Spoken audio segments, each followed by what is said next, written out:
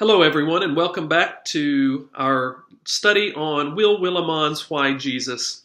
And this is our second week, and that means we are diving into the meat of the book, into the heart of what Willimon has to say about how he understands who Jesus is and why we still care today.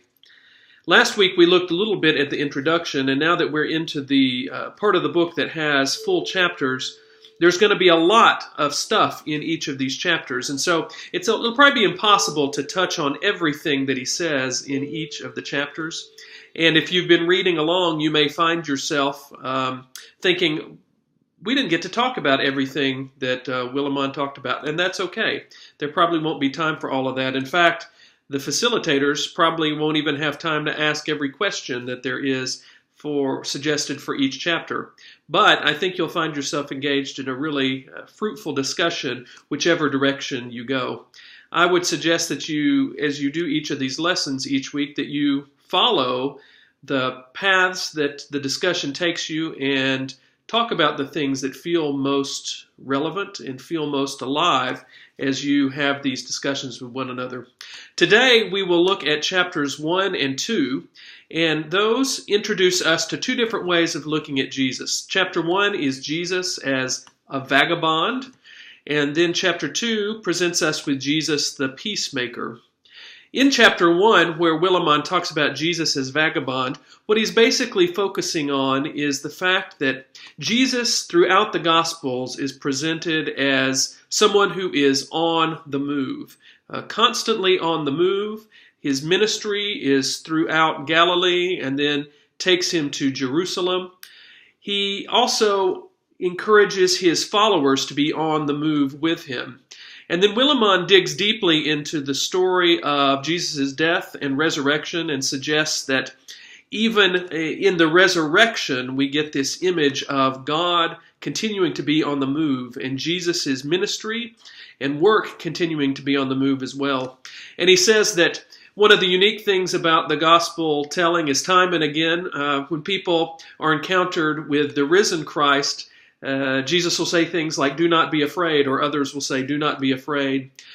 And Willimon says, why are people so afraid of this? And one of the things he suggests is maybe it's because when the followers realize Jesus has returned and Jesus is still present in this resurrected way, that means Jesus intends for them to still be serious about all of the work and all of the things that Jesus told them to be serious about before.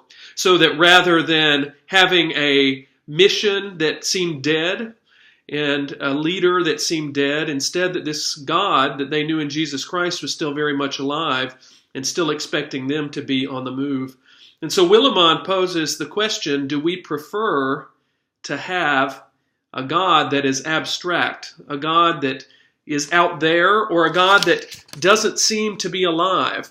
Is it actually more threatening and fearful for us to be in the presence of a living God? And what might that require of us? So that's some of the things that Willimon asks us to consider as we think about Jesus as a vagabond. Then in Jesus as a peacemaker, he sort of challenges our notions of what it means to be at peace. Willimon says that the Christian tradition has always affirmed that Jesus was a peacemaker, even calling Jesus the Prince of Peace.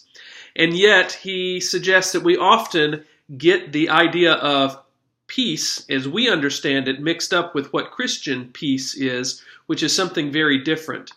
And he suggests that when Jesus comes teaching with authority, when Jesus comes with his message of peace, that it looks a lot different from the world's, and that often when Jesus' message of peace begins to be made known, that it actually creates often a disturbance and even elicits violence.